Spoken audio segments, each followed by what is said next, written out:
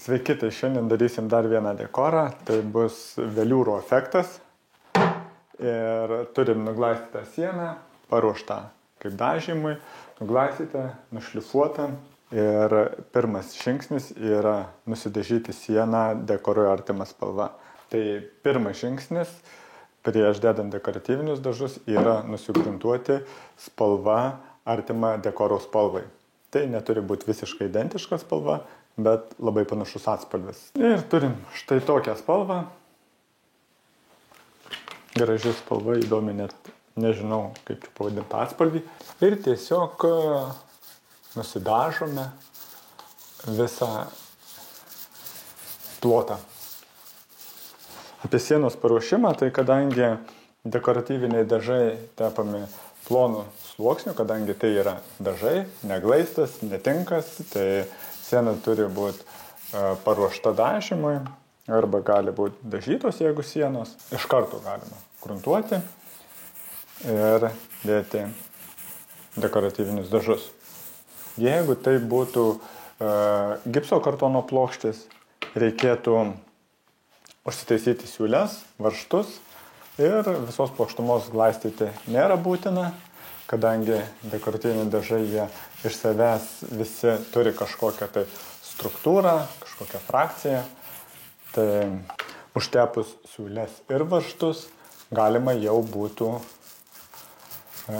gruntuoti.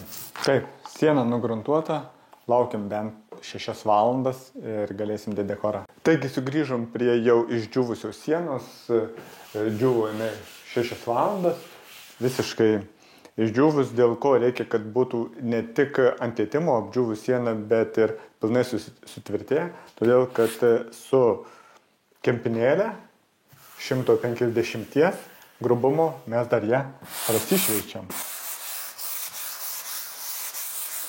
Kadangi yra įvairių smulkių taškelių, įvairių dulkių gali patekti nuo volelių taip lygiai, tai lengvai prasišveičiam visą sieną. Siena dabar jau yra paruošta dekoro dėjimui. Tai dėsime napą dekoratyvinius dažus, tai yra veliūro efektas.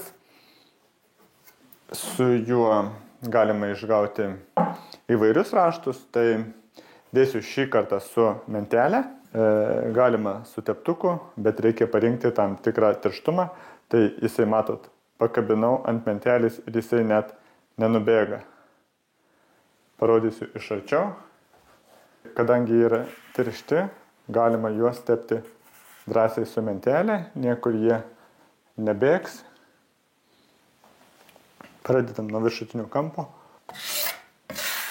Labai svarbu žiūrėti, kad mentelės briaunos nebūtų apdžiūvę dažų kažkokių likučių, nes tada tepant ją gaunasi tokie dryžiai smulkus ant sienos. Tai jeigu glaistikliai švari, tada briauną pačią su 300 grubumo prasišveičiam.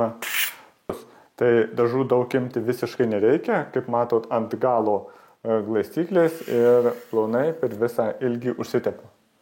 Ir nuo kampų pradedam tepti.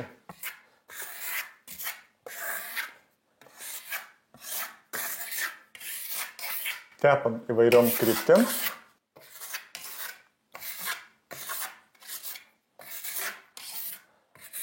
Šiek tiek sugrįžtam ant apdžiūvusio, apdžiūsta jis pakankamai greitai. Ties sujungimą darom būtinai prieš šlapios vietos. Neleidžiam kraštui briaunai apdžiūti.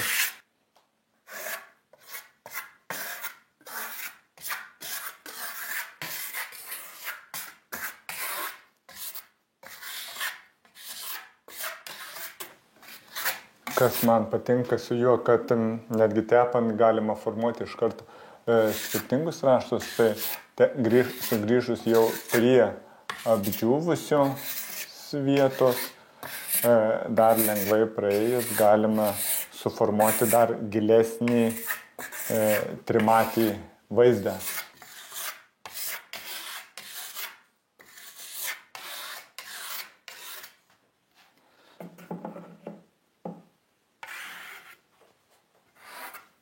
Dabar koks tikslas? šitų dažų dedant ant sienos, tai jeigu mes juos iš pradžių užtepam kažkiek, kol yra ant mentelės, tada toliau tikslas yra jį visiškai pašalinti. Ir nuiminėjam dažus. Įsivaizduojam, kad užtepėm ant sienos dažus ir mes nenorim, kad jie čia būtų ir bandom juos tiesiog pašalinti. Tiesa, spausti su jėga tikrai nereikėtų. Faktiškai aš paimu 2 pirštais ir galiu tą mentelę laikyti 2 pirštais ir dirbti tiesiog visiškai be jokios jėgos. Dėl ko tas yra tepimas trumpais judesiais, kad būtent nesigautų ilgas kažkoks ištisas vienas brūkšnys ar vienas ilgas raštas. Tada tokiu atveju reikėtų visą formuoti ilgais judesiais arba daryti visą trumpais.